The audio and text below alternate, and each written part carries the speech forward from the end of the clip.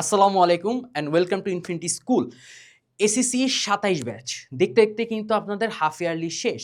এইবার আপনাদের মনে সবার মাথায় ঢুকতেছে যে ভাইয়া আমাদের যাদের সিলেবাস শেষ হয়নি বা যাদের সিলেবাসটা কিছুটা ইনকমপ্লিট আছে তারা এখন কিভাবে প্রিপারেশন নেওয়া স্টার্ট করবো। সো আজকের এই লেকচারে বা এই ভিডিওতে আপনাদের যে টপিকগুলো আপনাদের বাকি আছে সে কীভাবে প্রিসাইজ ওয়েতে আপনি বোর্ডকে ফোকাস রেখে আপনি প্রিপারেশন নেবেন সেটা নিয়ে আলোচনা করব। এবং প্রথম কথা হচ্ছে যারা এখনও আপনার টেস্টে স্কুলকে ফোকাস করে আসেন তারা এখন উচিত আপনাদের যতটুকু ফোকাস আছে সব কিছুই বোর্ডের দিকে নিয়ে যাওয়া। কারণ আপনি যদি টেস্টকে ফোকাস করো এখনও যদি আপনি সেই গতিতে আগান পরবর্তী টাইম কিন্তু এবার আপনারা খুব বেশি পাবেন না। কেননা অলরেডি শিক্ষামন্ত্রী কিন্তু সংসদে বলছে যে আপনাদের এক্সাম বৃষ্টির মধ্যে হবে না, শীতকালে হবে। তার মানে খুব সম্ভাবনা আছে জানুয়ারির ফার্স্ট উইক বা মিডিল উইক থেকে আপনাদের এক্সাম স্টার্ট হওয়ার পসিবিলিটি। সো আপনাদের যদি এখন ধরেন যে সেপ্টেম্বর বা অক্টোবরের দিকে আপনাদের টেস্ট হয়, আপনারা মোটে ২ মাস ঊর্ধ্বে পাচ্ছেন। অর্থাৎ এর মধ্যে তো কিছু আপনার ডেইজ আলাদা করে রাখতে হবে, আপনার অসুস্থতা, এটা সেটা, মন খারাপ সব কিছু মিলায়। সো আপনারা কিন্তু ১.৫ থেকে ২ মাসের বেশি পরিমাণ একদিনও পাবেন না যদি সে তার কথা মতো কাজ করে থাকে। সো এবার প্রথমে দেখেন যাদের ইনকমপ্লিট আছে সিলেবাস তাদের উচিত এখন কোশ্চেন প্যাটার্ন কীরকম হচ্ছে সেইটা ফলো করা। প্রথম কথা হচ্ছে যে আপনারা এই ভিডিও করার ঠিক আগের ২ দিন আগে আপনাদের যে বড় ভাইয়ারা আছেন এইচএসসি ২৬ তাদের কোশ্চেন প্যাটার্নটা যদি একটুখানি আপনারা তো বুঝবেন না, বাট আমি যদি বলি যে তাদের কোশ্চেন কিন্তু একদম পিওর বেসিক থেকে হচ্ছে। বেসিক থেকে বলতে যে আপনাদের যে বইটা, তাদেরও তো একটা বই আছে, এই বইয়ের একদম কোনাকাঞ্চি থেকে কোশ্চেনগুলো পিক করা হচ্ছে এবং সিকিউ সেইভাবে বিল্ড আপ করা হচ্ছে। সো তথাকথিত যেটা আমাদের বোর্ড ওয়াইজ অ্যানালাইসিস, এই বোর্ড ওয়াইজ অ্যানালাইসিস দিয়ে কোনো কিছু কমন ফেলানো যাচ্ছিল না ওই কোশ্চেনটাতে। সো এই বান্দারাও তো আপনাদেরও পরীক্ষা নিবে, তাই না? এই বান্দারা যখন আপনাদের পরীক্ষা নিচ্ছে তখন আপনাদের জন্য একটা রেড অ্যালার্মিং। এটা কেন red alarming? By any chance আপনাদের যদি কোনোভাবে একদম বইয়ের খুঁটিনাটি টপিক থেকে কোশ্চেন করে এবং ওটার ওয়াইজ সিকিউ প্লটিং করে, তাহলে কিন্তু আপনি জায়গার পরে মারা খাবেন। কেন মারা খাবেন? কারণ আপনি তো বোর্ড কোশ্চেনগুলো তো এতটা খুঁটিনাটি প্রিভিয়াস ৩-৪ বছরে এতটা খুঁটিনাটি কোশ্চেন কখনোই বোর্ড করে নাই। তার মানে প্যাটার্ন থেকে যখন কোশ্চেন আসতেছে না, টাইপ থেকে কোশ্চেন আসতেছে না, তখন তো আপনি ধরা খাচ্ছেন, তখন তো আপনি ফ্ল্যাকচুয়েট করে ফেলতেছেন, তখন তো আপনার পরীক্ষার হলের মেন্টালিটি একদম ডিজাস্টার মোমেন্টে চলে গেছে। সো এইটা যাদের সিলেবাস শেষ হয়েছে, যাদের সিলেবাস শেষ হয়নি তাদের জন্য একটা রেড অ্যালার্মিং যে আপনাকে আমরা যেমন আমি সবসময় বলছি ভাইয়া আগে ফাউন্ডেশন বিল্ড আপ করেন। আমি এরকমও দেখা গেছে যে আমি যখন আমাদের কমপ্লিট একাডেমিক প্রোগ্রাম ক্যাপে যখন ক্লাস নিছি তখন বলে চ্যাপ্টারটা খুব সম্ভবত ৬ ঘন্টা গেছে, ৫.৫ থেকে ৬ ঘন্টা কাছাকাছি। সো আইরনি ব্যাপার একজন স্টুডেন্ট আমাকে বলছিল ভাই একটা ওয়ান শট ক্লাসের সমান আপনি ক্লাস দিচ্ছেন। তখন আমি তাকে বলছিলাম যে ভাইয়া এই যে আমি ৫.৫ থেকে ৬ আওয়ারের একটা ক্লাস নিছি, এই ক্লাসের মধ্যে 80% টাইমই আমি আপনার বেসিককে ফোকাস করছি, বেসিকটাকে, ফিজিক্সের কোর ফাউন্ডেশনটাকে আপনি ফোকাস করছি। বাকি 20 টাইম এই রেসপেক্টে কি ম্যাথ আসতে পারে সেগুলো আমি প্র্যাকটিস করাইছি, আর কিছু আপনাদের জন্য রেখে দিছি। এবং অলমোস্ট টাইম আমি সবসময় বলতেছি যে এই 80% উপর ডিপেন্ড করে পরবর্তীতে আপনার বাসায় কিন্তু আপনাকে নিজ হাতে ম্যাথ প্র্যাকটিস করতে হবে। কেন নিজ হাতে ভাইয়া ম্যাথ প্র্যাকটিস করতে হবে বলেন তো? কারণ আমি জানি বা আমার ইন্টেনশন থাকতো যে বাই এনি চান্স আপনার কোশ্চেন কমন পড়ে নাই, তাহলে আপনার এই ফাউন্ডেশনই আপনাকে সারভাইভ করতে হেল্প করবে। বুঝা গেছে? তার মানে এখন আপনার কি করতে হবে, কোশ্চেন প্যাটার্ন আসতেও পারে, প্যাটার্ন ওয়াইজ নাও আসতে পারে, খুঁটিনাটি চলে আসতে পারে। সো প্রথম কথা হচ্ছে যে বিশেষ করে আপনার ফিজিক্স, জেনারেল ম্যাথ আর হায়ার ম্যাথ, এই তিনটা আপনাকে নিজ হাতে বেশি প্র্যাকটিস করতে হবে। দেখেন আমি এখানে লিখছি বেসিক নাকি প্র্যাকটিস, এখানে এই পয়েন্টটাও এখান থেকে হয়ে যাচ্ছে। প্রথমে আপনাকে বেসিক গেইন করতে হবে, ফাউন্ডেশনটা গেইন করতে হবে, দেন আপনাকে নিজ হাতে প্র্যাকটিস করে দিতে হবে। আমি যদি আপনার 20টা কোশ্চেন নিজ হাতে আপনাকে করাই দিই সেটা তো আমার উপকার হইলো, আপনার তো আর উপকার হইলো না। আমি তো সবসময় বলছি যে ভাইয়া তুমি যদি 20টা কোশ্চেন প্র্যাকটিস করো, এর মধ্যে প্রথম তুমি 10টা পারবা, তুমি 5টা পারবা, তুমি 8টা পারবা, তুমি ভাইয়া কান্নাকাটি করো যে ভাইয়া আমি তো হচ্ছে এত কম পারতেছি, আমার মনে হয় বেসিক হচ্ছে এনাফ না। তোরে বাবারে বেসিক যদি এনাফ না থাকতো তাহলে তুই এই 5 থেকে 8টা পারলি কেমনে? তোর বেসিক যদি এনাফ না থাকতো 5 থেকে 8টা পারলি কেমনে? বাকি যেগুলো পারো নাই তুমি সেখানে তোমার আমরা আছে, আমাদের ডেডিকেটেড টেলিগ্রাম গ্রুপ আছে, ওইখানে তুমি কোশ্চেন করো।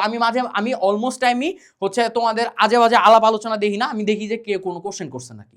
এবং হ্যাঁ, অনেকে আছে যে ওই কোশ্চেন উত্তরটা পারে, ও ওটা দিয়ে দিছে, তখন আমি ঠিক আছে, আমি অ্যাপ্রিসিয়েট করি যে ও দিয়ে দিছে, ওকে ফাইন, তার মানে আরেকজন এই জিনিসটা পারতেছে বা আরেকজন অ্যাটেম্প নিচ্ছে, যে একজনের সমস্যা হয়েছে দেখি আমি অ্যাটেম্প করে দেখি তো আমারটা হচ্ছে নাকি, ওরটা হয়ে গেছে ও দিয়ে দিছে, যে এটাই ভাবে করে হচ্ছে। ওকে, সো এগুলো চাইলে করতে হবে, ঠিক আছে? এগুলো না করলে তুমি কখনো বোর্ডের জন্য পারফেক্ট ওয়েতে আগাইতে পারবা না। তারপর হচ্ছে সিলেবাস দ্রুত শেষ করা। তোমরা কি করো যে ভাইয়া সিলেবাস যখন আমি দ্রুত শেষ করতেছি তখন আমি একদম প্রথম থেকে আবার পড়া স্টার্ট করি। তোরে বাবারে প্রথম 4-5টা চ্যাপ্টার তো আগেই তুমি শেষ করছো, তুমি এখন আবার নতুন করে কেন ধরতেছো? তুমি যখন আবার প্রথম থেকে শুরু করতেছো, বাকিগুলো তো আবার হচ্ছে হয়ে রয়েছে, ইনকমপ্লিট হয়ে রয়েছে। তাহলে তোমার যেগুলো হচ্ছে ইনকমপ্লিট আছে সেগুলো আগে হচ্ছে নোট করো যে আমার এগুলো ইনকমপ্লিট, এক একটা কমপ্লিট করো আর এক একটা টিক দাও, এক একটা কমপ্লিট করো এক একটা টিক দাও। বুঝা গেছে? ওকে, তারপর এখান থেকে বলছে বেসিক নাকি প্র্যাকটিস, আমি বলবো দুইটাই। এখন যে অবস্থা, এখন আমি বলবো দুইটাই। আগে বেসিক নিতে হবে, তারপরে নিজ হাতে প্র্যাকটিস করতে হবে। ভাইয়া করে দিবে, এইটা করে দিবে, ওইটা করে দিবে, এটার জন্য ওয়েট করবা না। এটা কখনোই পড়াশোনার অ্যাকচুয়াল প্রসেস না। আমি যেমন হচ্ছে আমার পড়ানো লাইফ শুরু হয়েছিল 22 থেকে। 22-এ প্রথমে আমি গিয়ে জানছি যে এইচএসসিতে অথবা এসএসসিতে ক্লাসের মধ্যে বোর্ড কোশ্চেন করায় দেওয়া হয়। আমার এইচএসসিতে কখনোই আমার টিচার ক্লাসে কখনোই বোর্ড কোশ্চেন সলভ করায় দেয়নি। আমাকে নর্মাল আমরা ইন জেনারেল যে ম্যাথগুলো করি না, এই ম্যাথগুলো একটা দুইটা দেখাই দিত। বোর্ড কোশ্চেন যদি তোমার সমস্যা হয় তুমি নিজে প্র্যাকটিস করে যেটা সমস্যা তুমি তখন গিয়ে আমরা স্যারকে দেখাইতাম যে স্যার এটা বুঝতেছি না, এটা করাই দেন। আমি নিজে পড়ানোর সুবাদে আমি দেখছি যে না, স্টুডেন্টদের এটা দিতে হয়। ঠিক আছে, আমি এটা আইরনি করতেছি না, আমি একটা যে ট্রেন্ড, এই ট্রেন্ড বা ট্রেডিশনটা যে চেঞ্জ হয়ে গেছে, কিভাবে চেঞ্জ হলো, কেন চেঞ্জ হলো, বা এটার ইম্প্যাক্ট কি, এগুলো আমি বোঝানোর ট্রাই করতেছি তোমাদের। তারপরে লাস্টের পার্ট, এক্সাম দিতে হবে উইকে অ্যাটলিস্ট একটা এক্সাম, যে কোনো একটা সাবজেক্ট, আপাতত যে কোনো একটা সাবজেক্ট, যে কোনো একটা সাবজেক্টের অ্যাটলিস্ট একটা করে এক্সাম দিতে হবে। এবং তোমাকে প্রপারলি এক্সাম হলে তুমি যেভাবে প্রিপারেশন নিয়ে যাও, যেভাবে বসো, এরকম না যে আমি এক্সাম দিতে বসছি 40 মিনিটের, 25 মিনিট পরে মনে হলো যে আহারে আমার প্রিয় মানুষটা তো হচ্ছে একা একা বসে রয়েছে, দেখি ওকে একটু নক দিয়ে 5টা মিনিট টাইম দিই। ঠিক আছে, স্টপ ওয়াচটা অফ করলাম, 5 মিনিট টাইম দিতে গিয়ে দেখা গেল 1 আওয়ার হয়ে গেছে। বাকি হচ্ছে আর কত মিনিট থাকে, বাকি টাইমটুকু আবার গিয়ে পরীক্ষা দিলাম, পরীক্ষা দিয়ে বড় আপু বা বড় ভাইয়ের কাছে আমি সুন্দর মতো খাতাটা নিয়ে গেলাম। তাহলে এই ধাঁচের পরীক্ষা দিলে হবে না, এই ধাঁচের পরীক্ষা দিলে কখনোই হবে না। তোমাদেরকে একদম প্রপারলি 40 মিনিট মানে 40 মিনিট, না 1 সেকেন্ড কম না 1 সেকেন্ড বেশি, আশেপাশে কেউ থাকবে না, তুমি নিজ অনেস্ট, একদম অনেস্ট, সৎভাবে তুমি পরীক্ষাটা দিবা। সৎভাবে পরীক্ষাটা দিয়ে তুমি তোমার বড় ভাই বা বড় আপুকে বা আঙ্কেল আন্টিকে তুমি সেটা খাতাটা দিবা, তারা রিচেক করে দিবে। এইটাই হচ্ছে অ্যাকচুয়ালি প্রসেস। তাহলে দেখো যে তুমি যখন কম্প্যাক্ট উপায় যাচ্ছ, এগুলো কিন্তু সব কম্প্যাক্ট উপায়। এই কম্প্যাক্ট উপায় একটা, তুমি যখন এই প্রসেসে যাবা, তুমি যে সাবজেক্টই হোক, ফিজিক্স হোক, কেমিস্ট্রি হোক, জেনারেল ম্যাথ, হায়ার ম্যাথ, যেটাই হোক না কেন, তুমি কিন্তু সুন্দর মতো সব কিছু এখান থেকে ফিগার আউট করে করে করে করে করতে পারবা। তারপরে তোমার যদি তাও মনে হয় যে ভাইয়া এইটা আমার জন্য মনে হয় এনাফ না, আমাকে হেল্পিং হ্যান্ড দরকার, তুমি চাইলে আমাদের যে লাস্ট শর্ট রিভিশন ব্যাচ, এই লাস্ট শর্ট রিভিশন ব্যাচে অলরেডি এনরোল করতে পারো। এখানে দেখো যে তোমাদের অলরেডি কতজন হচ্ছে কোর্সটা করতেছে। হ্যাঁ, এবার হচ্ছে আমি বলি, আনাস ভাই সবসময় কি বলেন যে আনাস ভাই কিন্তু অলরেডি একটা পাবলিশ করছেন যে এখানে যে নাম্বারটা থাকে সেটা ওয়ান কাইন্ড অফ ফেক থাকে। ঠিক আছে, এবং আনাস ভাই নিজে বলছেন যে আমরা হয়তো 10% করি, বাকি সবাই আরও বেশি করে। টু বি অনেস্ট, এখানে আমি এটা নিয়ে আলাপ আলোচনাই করতেছি না, আমি জাস্ট তোমাদেরকে দেখাচ্ছি যে ভিউ ডিটেলসে গেলে তোমরা নিজেরাই দেখবা যে কি কি আছে। দেখো কম্প্যাক্ট ক্লাস আছে, ঠিক আছে, 50 অ্যাডভান্স ম্যাথ কোশ্চেন সলভিং।